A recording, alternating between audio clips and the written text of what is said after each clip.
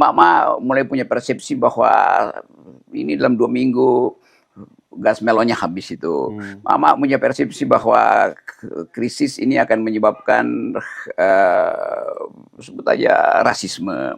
Apalagi investor. Investor mungkin kalau kita duga, kalau kita tanya misalnya, berapa banyak capital outflow? Uang yang udah dibawa keluar berapa kira-kira? Kita tanya pada BPS atau ChatGPT atau artificial intelligence, dia akan jawab 30 juta triliun yang keluar tuh. Tapi kita bisa anggap bahwa oke, kali 3 aja, berarti udah 90 juta. Kenapa begitu? Karena datanya nggak lengkap tuh. Yang ada adalah kegelisahan. Kalau saya tanya misalnya, berapa PHK di Jawa tuh? Ya, menurut BPS 100.000 dah. Tetapi yang tahu tentang PHK itu pasti Apindo. Karena mereka yang lakukan PHK kan. Diam-diam saya cek Apindo berapa. Ya kalau BPS bilang 100.000 ya kali 5 aja tuh. Kan itu yang terjadi kan.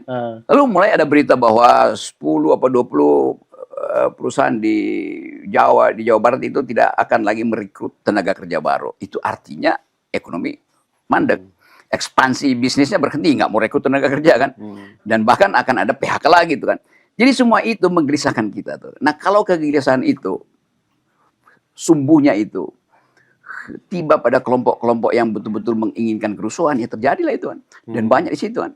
Jadi sekali lagi Presiden menurut saya dia juga lagi berupaya untuk cari cara. Tetapi dia nggak punya teman untuk mendiskusikan itu secara transparan kan.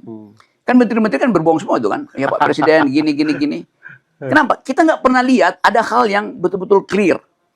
Perbandingan dengan Filipina, perbandingan dengan Vietnam, segala macam. Kita masih bilang, oh kita aman-aman aja karena growth kita itu masih bisa minimal IMF 4,7%, tapi kita percaya 5,2%. Tapi kita percaya itu kan sumbangan karena optimisme palsu kan. Datanya mana kan? Ya, betul. Itu jadi selama ini kita anggap bahwa rejim fatigue udah terjadi, kelelahan rejim. Nah, rejim yang udah lelah itu mungkin tanpa kita sadari sebetulnya proses decaying itu, pembusukan sudah berlangsung.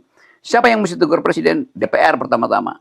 Siapa mesti tegur Presiden selain DPR? Ya masyarakat sipil. Kalau berharap partai-partai di dalam menegur itu artinya mereka bunuh diri sendiri. Yang terjadi bahkan sebaliknya, partai-partai di dalam koalisi itu mulai mengintip apa yang masih bisa gue colong dalam keadaan krisis ini. Nah itu artinya mempercepat tibanya the beginning of the end. Rejim fatigue udah terjadi, kelelahan rejim udah terjadi. Nah pembicaraan semacam ini nggak mungkin kita ucapkan dengan kemarahan atau dengan kegelisahan.